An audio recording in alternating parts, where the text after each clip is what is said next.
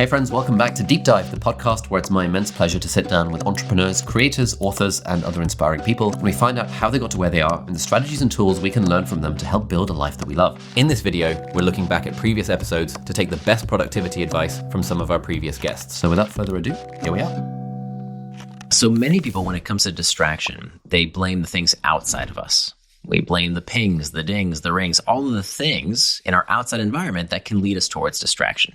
Now, those things can be a trigger for distraction. Those are called external triggers. But we know from time studies that those external triggers only account for about 10% of our distractions. So 10% of the time that you check your phone, is it because of a ping, ding, or ring? But that's what we tend to blame. What we don't remember, what we don't think about, is that 90% of our distractions, 90%, begin from within. These are called internal triggers. What are internal triggers? Internal triggers are uncomfortable emotional states that we seek to escape. Boredom, loneliness, fatigue, uncertainty, anxiety. These are these uncomfortable sensations that we look to escape many times with distraction. So whether it's too much news, too much booze, too much football, too much Facebook, you are always going to get distracted from one thing or another unless you understand the root cause of the problem. So if we just keep blaming the external triggers when they account for such a small share of the reason for our distractions, we don't get to the real cause of the problem. Solid. That surprises me. I would have thought that the reason I get distracted by my phone is the fact that I get all these notifications. But we're saying it's not actually because then I think when I'm on the couch or when I'm on the toilet, it's not a notification I'm responding to. It's something. A feeling. Else. Yeah, that's right. It's a feeling. And so that's, to me, this whole question of distraction and why don't we do what we say we're going to do, right? This ancient question that Plato asked as well. I think it's a fascinating question. If we know what to do, why don't we just do it? Right? We all know what to do. And today, you could say, okay, well, maybe in generations past, our grandparents had a shortage of information. If you wanted to know how to do something, you had to go to the library or ask some expert. Today, it's all here, right? Google it. It'll tell you what to do. And who doesn't basically know what to do? We know if you want to get in shape, you have to eat right and exercise. If you want to have better relationships with your family, you have to be fully present with them. If you want to do well at your job, you have to do the things that other people aren't willing to do, right? We know this stuff. You have to do the hard work. We know, but we don't do it. And so to me, that's a really interesting question. So in order to understand why do we get distracted, I think we have to actually go a layer deeper and ask, why do we do anything and everything? What's the nature of human motivation? Most people will tell you that motivation is about carrots and sticks. We've all heard this, right? Turns out neurologically, that's not true. That neurologically, the way the brain gets us to act is not through carrots and sticks per se, but rather everything is about the desire to escape discomfort. The way the reward system in the brain works is that the carrot is the stick, right? Think about that. The carrot is the stick, meaning that even when we want to feel good, pleasure, desire, craving, hunger, lusting for something, the desire for pleasure is itself psychologically destabilizing. So everything you do is about the desire to escape discomfort. So that means if everything you do is about the desire to escape discomfort, that must therefore mean that time management is pain management. Money management is pain management. Weight management is pain management. And so that's why these internal triggers are so important. If you don't master these internal triggers, they will become your master. Nice. How do we master these internal triggers? Yeah. So this is the most important part. I think a lot of people gloss over. They look for the tips, the tricks, the life hacks, right? Show me the app, show me the secret solution, give me the nootropic that's going to fix this problem. But at the end of the day, if 90% of our distractions begin from within, we have to figure out these strategies to master internal triggers. So there's a dozen different tactics in my book, Indistractable, on how to do this. And you have to experiment. You have to see what works for you. I'll tell you what works for me. So a couple of techniques that work really well that I use literally every single day come from acceptance and commitment therapy. I didn't make them up. They've been around for decades. One of them is called the 10-minute rule. The 10-minute rule says that you can give in to any distraction, whatever that distraction might be, whether you're on a diet and you're trying to resist that chocolate cake, whether you're trying to quit smoking, whether you're trying to not check your phone every 5 minutes when you're trying to be with your family or do a work project. You can give in to that distraction, but not right now. In 10 minutes. And if 10 minutes is too long, make it the 5-minute rule. It doesn't really matter.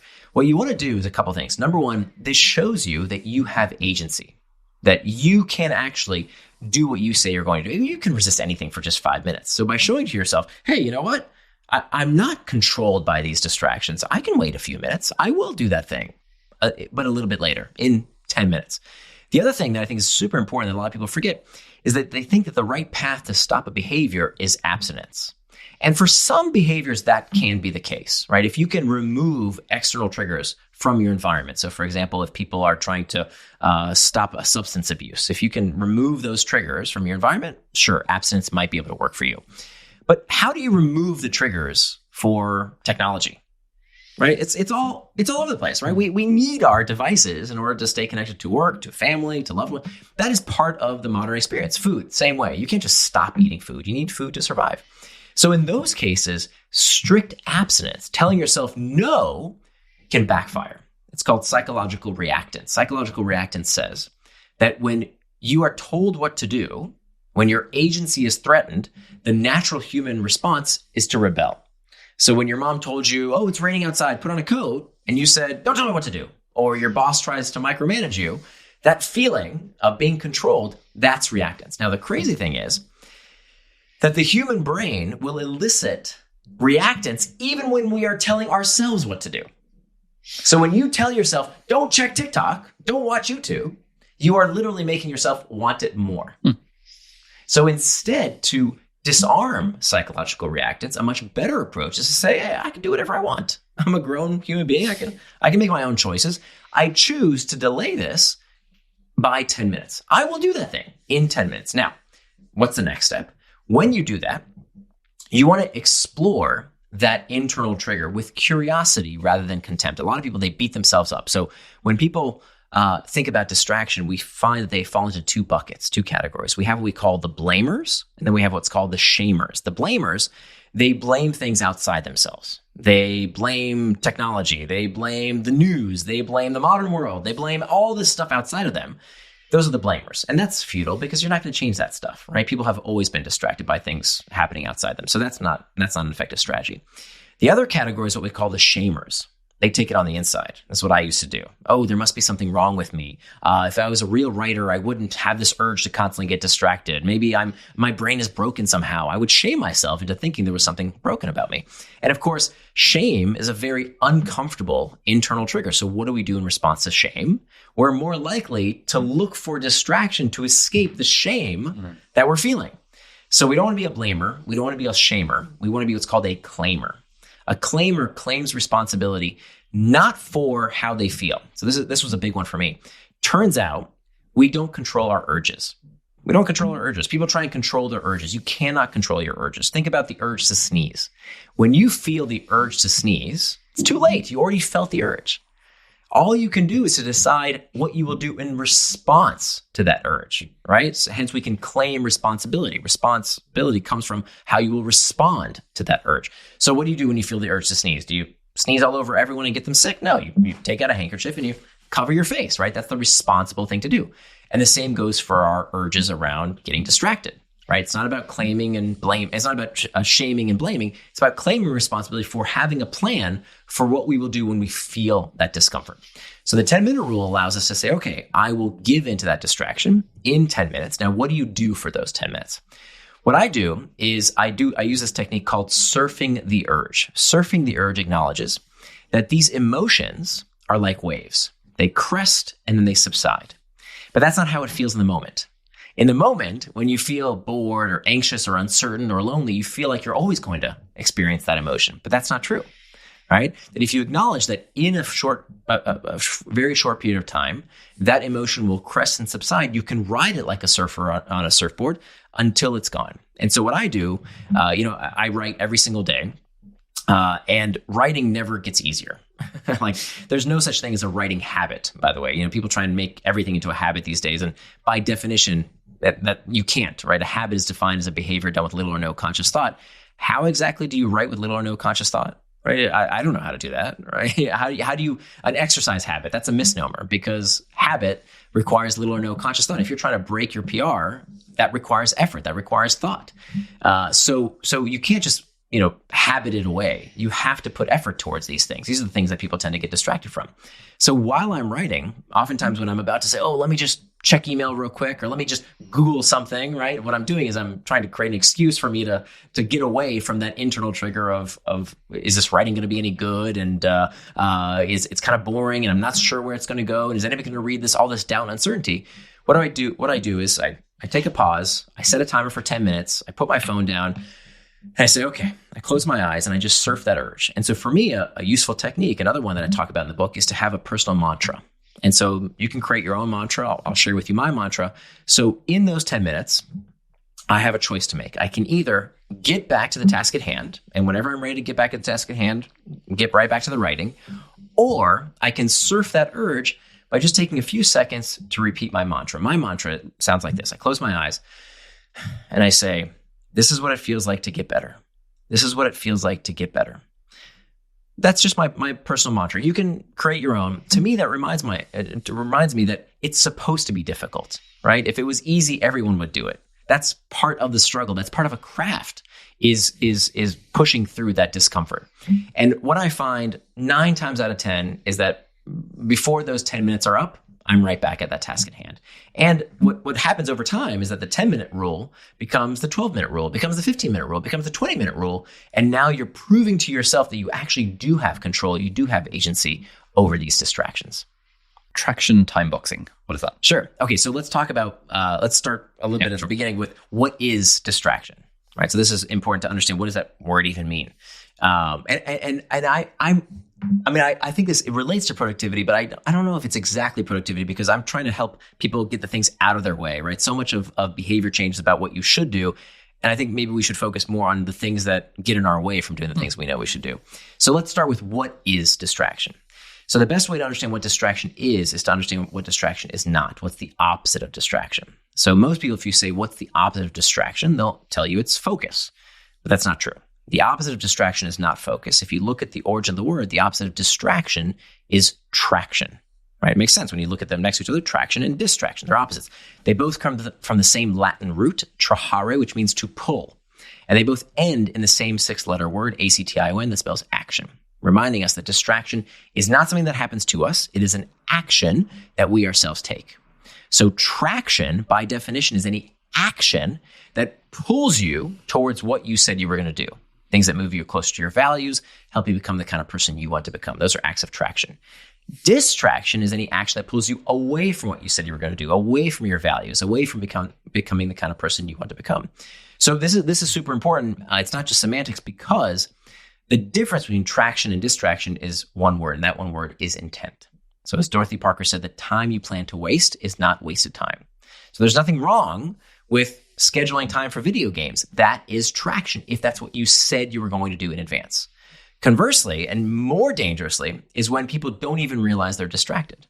So my workday routine used to look like this. I would say, okay, I'm not going to procrastinate. I've got that big project I have to finish. Nothing's going to get in my way. Here I go. I'm going to get started. But first, let me check some email. Right? Let me just scroll that Slack channel real quick. Let me just do this easy task on my to-do list, right? Those are productive things. I'm doing work-related tasks. I'm being productive, right?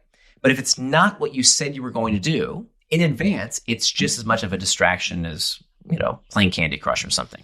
So it is all about what you said you were going to do in advance. That's traction and distraction. So how do you put this into practice? You cannot call something a distraction unless you know what it distracted you from. So if you have big open white space in your calendar, what the hell did you get distracted from? You can't tell me. Everything's a distraction unless you plan your time.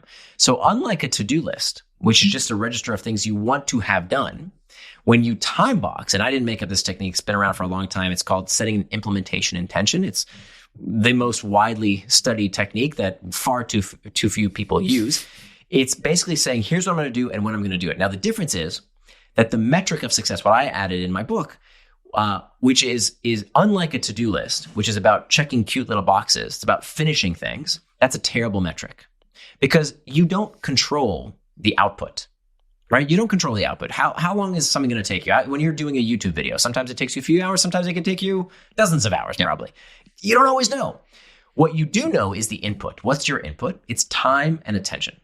And so when you budget those things, your time and attention, the new metric isn't, did I finish? The new metric is, did I do what I said I was going to do for as long as I said I would without distraction.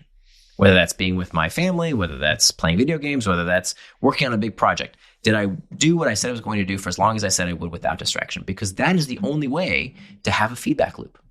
So the reason that it takes people on average 3 times longer to finish a task than they predict is because they have no way of knowing how long things take. So when you have a time box calendar, you say, okay, I'm going to work on this task for 1 hour, 30 minutes, 15 minutes, doesn't matter. And I'm going to do nothing but. Now you have a feedback loop. Now you can say, okay, well, I need to make this slide presentation and it's going to be 30 slides long. And I did about 3 slides. That means I need a total of 10 time boxes to finish the entire presentation. You can start being a better estimator of how long things take, as opposed to someone who uses a to-do list. You say, okay, I'm gonna finish that task today. Here I go. I'm gonna get started for 5 minutes. They work on it and they say, oh, you know what? Let me get a cup of coffee real quick. And oh, Janice is at the water cooler. And oh, you know what? I need to do this other thing. And wait, what was I working on again? So this is why time boxing eats to-do lists for breakfast. It's a much, much better technique because it allows you to understand for the first time what is traction, anything that's actually in your calendar, and everything else is a distraction. What other productivity techniques have helped you in your marriage? In my marriage, what else? For a friend. So I talk, okay, this is kind of personal, but you asked. So let's talk about our sex life. Why not? So we found a few years ago, again, I've been married for 23 years now. And a few years ago, we found that our sex life was really suffering. And the reason it was suffering was not for a lack of not loving each other or lack of intimacy. It was that every night we were going to bed later and later and we were just exhausted. And part of that was that every night I would go to bed and I was caressing my iPhone and she was fondling her iPad and we weren't being intimate. Yeah. And so it wasn't until I started writing Indistractable that I decided to take on this challenge. And one of the best things we did was that I went to the hardware store and I bought us this outlet timer. And this outlet timer will turn on or off anything you plug into it at a set time of day or night. So in my household, till this very day, every night at 10 p.m., our internet router shuts off. So we probably don't even need it anymore because we've been doing it for so long. But what that means is that everybody knows no internet past 10 p.m. My daughter knows that. My wife knows that. I certainly know that. So as opposed to checking email till the wee hours or scrolling social media or watching YouTube videos or whatever, hey, got to wrap everything up because 10 p.m. the internet's going to shut off. And so that's called an effort pact. Now, it's called an effort pact because it takes a bit of effort. It puts some friction in between you and the distraction. Now, could I still get on the internet? Of course I could. I could use my cell phone. I could unplug the internet and then, take out this timer and replug it in. But that takes work. That takes effort. It proposes this minute of mindfulness when I say, wait a minute, do I really need to stay online here? Or is it time to go to bed and maybe be intimate with my wife? When you sit down to start a task, sometimes it can be very hard to begin. And something like procrastination, for example, where you can't take action, that's caused by low dopamine levels. And when you start a task, so let's say cleaning your home, because that's an annoying task that we all have to do. It's not like super pleasurable, especially at the beginning. You start the task and you also put it off for ages because you can't be bothered. Then eventually you start the task. And at the beginning, it's like so much effort. You maybe have some music playing on in the background. You think, oh, I can't bother to do this, but I need to do it.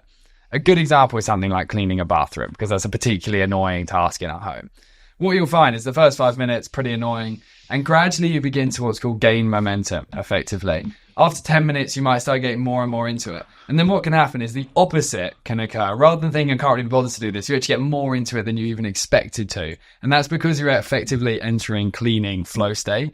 Flow state is when our brain gets hyper-focused on something. It takes on average a human brain about 15 minutes to enter flow state. Brilliant psychologist called Gold discovered this whole flow state and dopamine connection.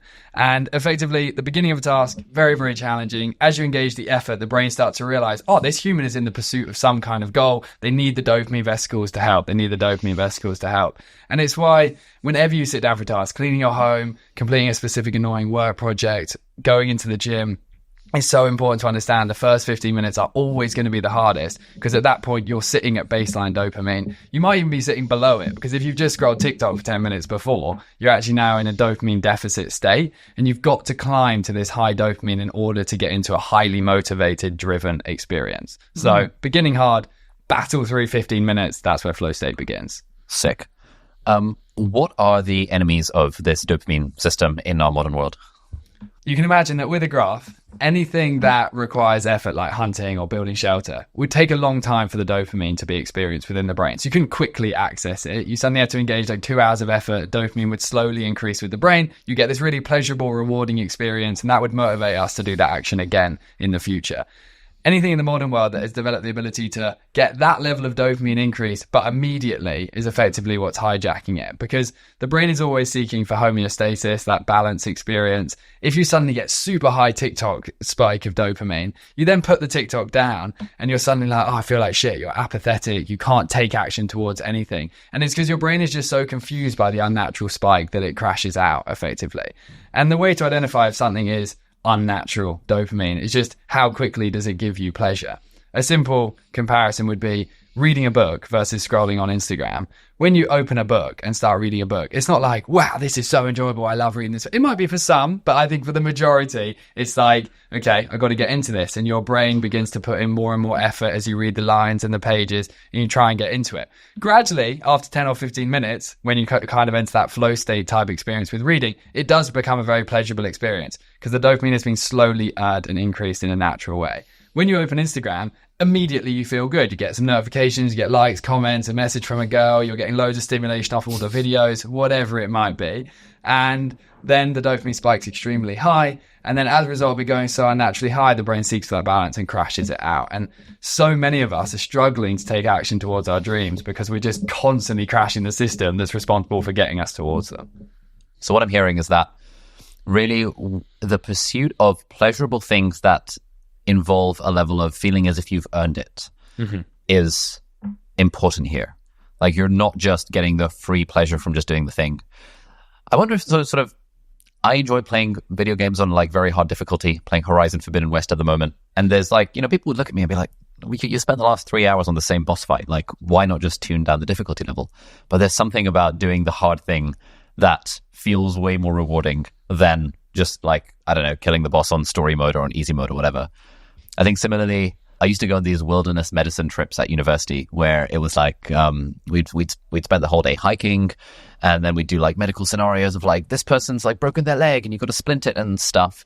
And then at the end of the day, we would all have a lovely big dinner in the cottage and play some board games. And there was something about the fact that we had to do a whole day of hiking to feel as if we've earned that really made it way more rewarding compared to if we had just sort of randomly started playing board games. Is that this sort of idea of like feeling as if you've earned the thing? 100%. That is exactly it. And if you had just immediately woken up in the morning and done the board game, it wouldn't be as nearly as pleasurable. And you just have to imagine surviving was so hard for 300,000 years. Like if you actually think about suddenly being put out in a forest and you've got to suddenly survive out there, it would be insanely difficult. So the brain has to be so deeply programmed to seek for effort. That is exactly how it's designed to operate. If you look at that gaming example when you're playing Horizon, did you call it?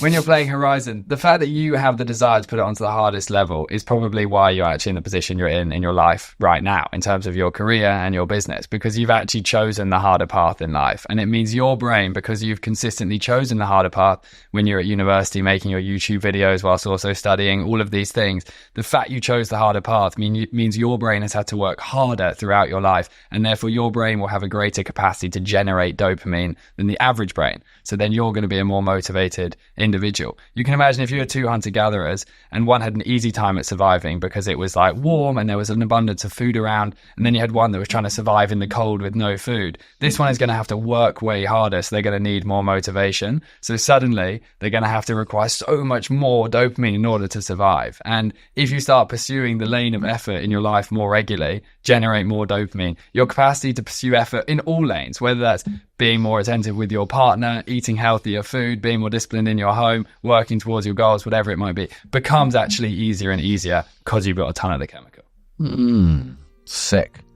Just a quick message from one of our sponsors, and then we'll get back to the show. So if you are making money online or saving up and wondering how to grow it, you might want to check out Trading 212, who are very kindly sponsoring this episode. Trading 212 is an amazing app that I've been using for the last several years now that makes investing in stocks and shares and funds simple and commission-free. One of my favorite features that they've got is the Pies and Auto Invest features. Now, these tools make it easy to create a diversified portfolio that helps you automate your investing. With this feature, you can automatically allocate assets based on your chosen asset diversification. You can reinvest dividends payments seamlessly, and you can fully automate this process with scheduled deposits and monthly contributions. You can even automatically rebalance your portfolio, and this is a feature that's usually reserved for high net worth individuals using investment banks, but it's entirely free using Trading 212. You can create your own custom investment pie tailored to your goals, or you can choose from the pie library, which includes themes like dividend pies, growth pies, and tech pies. This is a great way to explore different strategies while maintaining full control of your investments. Despite common belief, you actually don't need a lot of money to start investing, and even high-priced stocks like Apple or Tesla, you can buy fractional shares of those stocks for just a small amount. And with these two features, fractional shares and zero commission investing, those let you build a diversified portfolio without worrying about fees eating into your returns. Speaking of fees, Trading 212 keeps costs super low. They charge just a 0.15 foreign exchange fee on currency conversions, which is the lowest in the industry. And with their new multi-currency support, you can hold and trade in up to 12 currencies, which saves you from unnecessary conversion fees when trading internationally. On top of that, Trading 212 now offers a debit card, which is completely free with no sneaky subscription plans, and it gives you 1.5% cash back on purchases until January 2025. The card seamlessly integrates with your Trading 212 Invest account, so you can earn cash back while also compounding interest on uninvested cash. There are no currency conversion fees, and you'll always get the true interbank exchange rate for your transactions. If you'd like to get started with this, check out the link in the video description or in the show notes, and if you sign up using the promo code ULI, you'll get a free fractional share worth up to £100, which is free money, so you might as well claim it. And of course, a quick disclaimer, this episode is sponsored by Trading 212, but I am not a financial advisor, and this is not financial advice.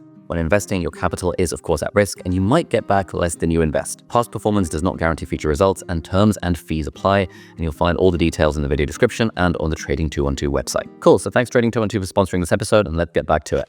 When I spend time in the US, I'm always just like surprised by how much conviction people have for saying stuff, even if I know they actually don't know what they're talking about in that specific context. Like if I'm at like a conference or something, and someone's talking to me about YouTube, and I've seen their channel, and I know they've got like 300 subscribers, and they've been doing it for like a month. And the way they speak about like content creation and like growing on social media with such conviction, I'm like, wow, I need more of that confidence in my life.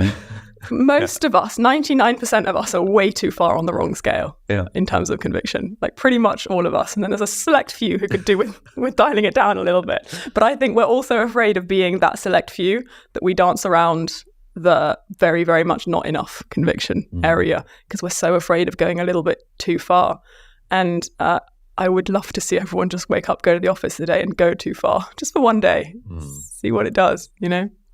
Yeah, it's a good experiment almost. Yeah. In my team as well, like occasionally I'll get a message from someone being like, oh, hey, sorry about that thing that I said. I think I might have gone too far. And I'm like, what? It did not even vaguely register me, because to them, they were like, oh my God, I was too direct with that thing that I said. And I'm just thinking, it was just totally normal. Like it was so normal to the point I didn't even notice the thing, but they're all in their heads thinking like, I said it too directly. Yeah, because the line is here, right? Yeah. And they're usually here, and they went here, and they're like, oh my gosh, that's way further than I usually go. But the line is here. Yeah. You can always do what you just said. You send a message afterwards. If you really think you've gone too far, sorry, I went too far, you'll be forgiven. Yeah. I've rarely heard stories of someone, because conviction is not an energy that is anger or aggression, or it's not a negative energy. It might have negative connotations if you're afraid of it, but it's not something that you are aiming at someone else. Not like you must believe me. It's just more belief in what you're saying, more energy, and more certainty in your beliefs. Yeah. I think lots of people, myself included, will be interested in almost the beginning of the story. So why you landed on working on productivity and how that sort of came about for you, because that's been sort of fascination for you through the YouTube thing. And how did it all begin? Yeah, so I've been obsessed with productivity for quite a while. I found that when I was at university, going through medical school and trying to build my first business on the side, I realized that I had to find ways to become more productive and ways to work harder and work smarter and learn how to study efficiently and stuff, so that I could have the time to do the things that I wanted to do. So that worked throughout university. But then when I started working full-time as a doctor, that was like a step up in terms of like, I didn't think I had free time at university. Now I really don't have free time. Because like at university, even in medical school, going into the hospital is kind of optional. You wake up in the morning and you're like, I don't know if I feel like going in today. Or I'll go in for a few hours, I'll leave at lunchtime and then do my own like self-study. But when you have a job that's unfeasible. Like you have to show up. And so all of a sudden, like 10 to 12 hours of every single day were just being blocked up by work. And I was trying to grow the YouTube channel on the side. And I had lots of periods of where I felt pretty overwhelmed and pretty stressed by the demands of work, plus the demands of the YouTube channel. And so that was when I was like, okay, I need to change my approach to productivity. That's where this idea of sort of feeling good, like positive emotions and stuff landed. Because I didn't really want to be in a position where every day felt like a grind, because I was in that mode for a while. I was like, okay, what if being productive and like doing the things I wanted to do didn't have to come at the expense of my like physical and mental health? What if I actually could feel good while also being productive? And then I went on this whole like research rabbit hole and found that actually feeling good is one of the keys to productivity. And actually the more positive emotion we feel in our work, the more productive we become, but also the more energy we have to give to the other important things in our life. And so to me, feel good productivity became this sort of like holistic philosophy that I use every day whenever I'm doing something and it feels bad, or I feel blocked, or I feel like kind of the negative emotions getting in the way. I sort of remind myself that, okay, no, there are ways to make any situation feel better, and ways to experience the positive emotion and everything. And it just means that I can float through life. It means I can go through life feeling better about the work that I'm doing while also being pretty effective at the work. And it's interesting, I guess, because you have both types of experience. So, when you were working as a doctor in hospital, when you're dealing with people who are really unwell or really highly stressful situations, it must be really hard to find the pleasure in that kind of work in comparison to, a YouTube life and where you can kind of choose your hours a bit more or do things that you're interested in. So were they quite different challenges?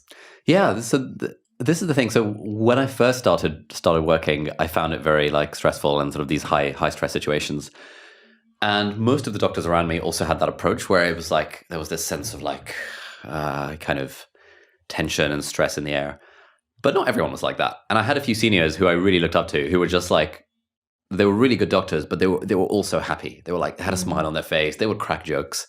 And it kind of helped me realize that actually there is another way. Like approaching work as if it was really stressful was actually a choice that I was making.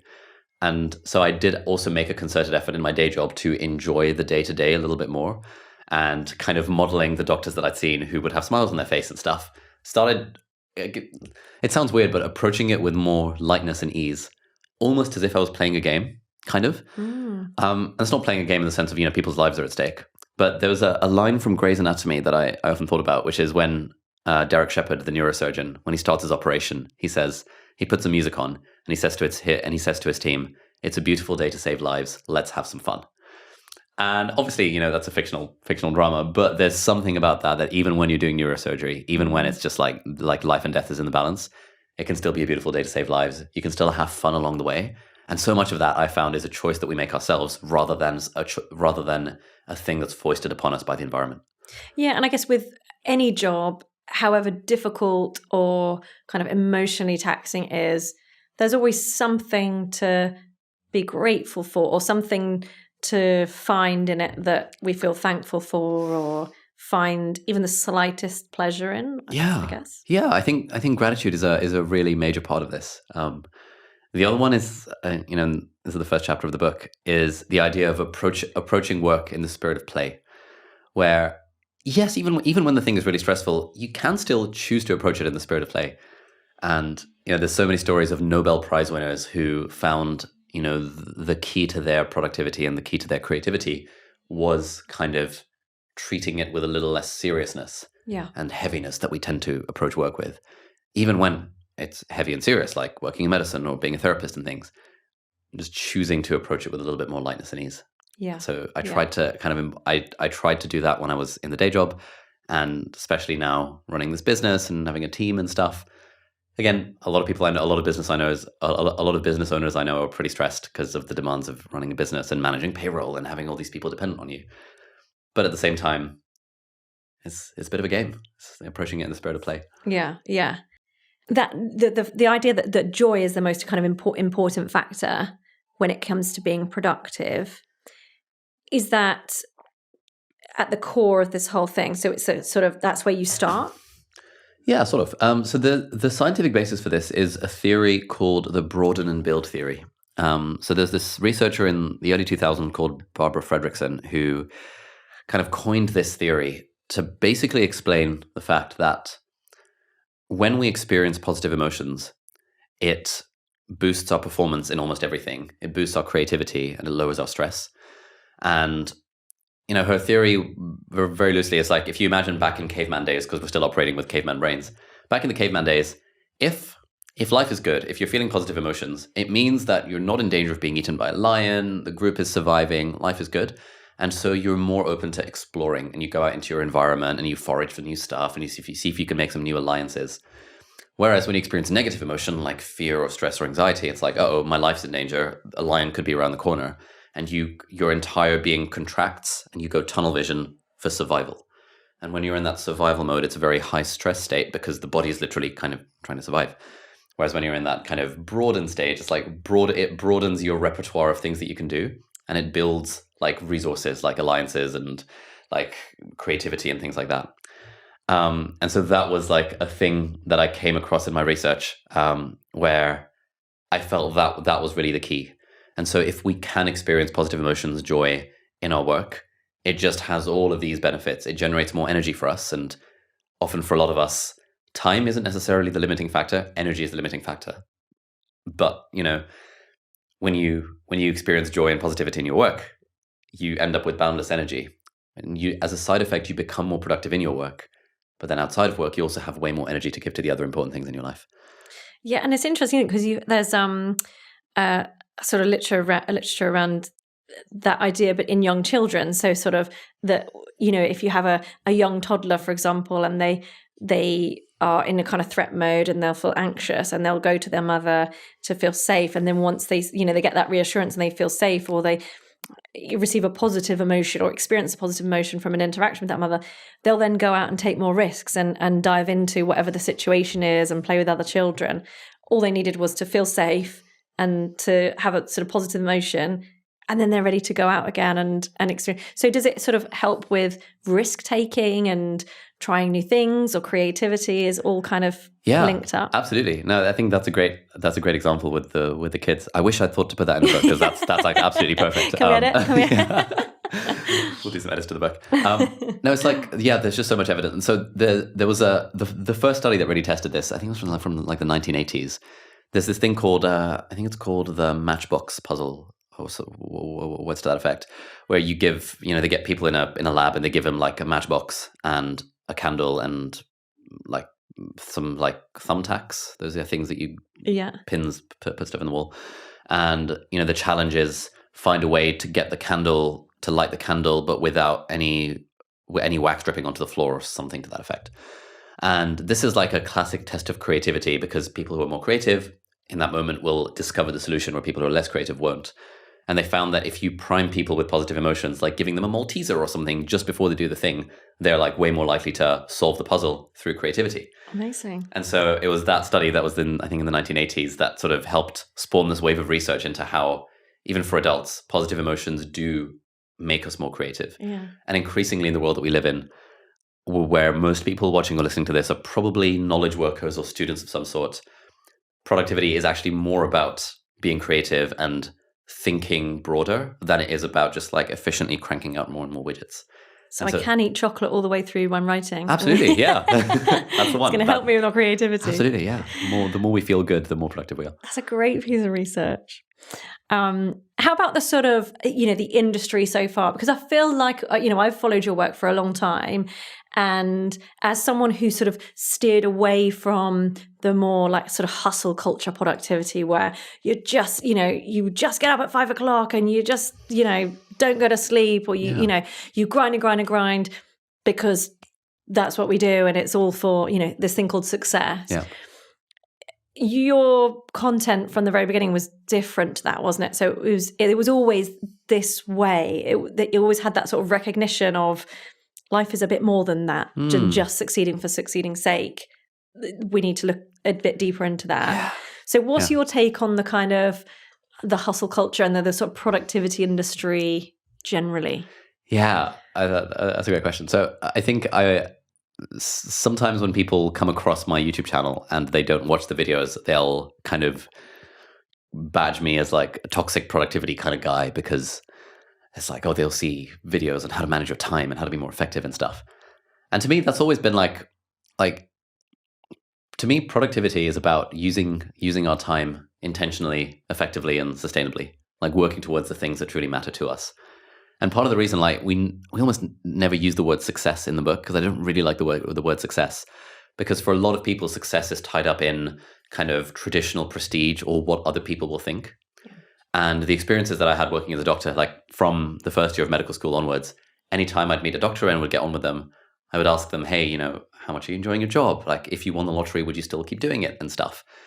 And so often there were these like really high achievers who had gone through high school and medical school and everything and gotten to this success, who sort of felt like, I wish I'd had more of a life. I had all these hobbies when I was younger, and then I let them all go because work got in the way. And so I think success without recognizing the fact that the journey is ultimately what matters tends to be pretty hollow for most people. And so from fairly early on, I was always in the mindset of like, okay, the journey is actually more important than the destination. Yes, when your book hits the bestseller list as yours does, you feel like that flash of like, yeah. But if the process of getting there was like a grind and didn't feel good, and you didn't take care of your physical and mental health and maintain your relationships along the way, a lot of people say that like the success is not worth the pain if it means your life becomes out of balance. Yeah. So I've always been about just trying to make sure life stays in balance, trying to enjoy the journey as well as aim towards some sort of destination.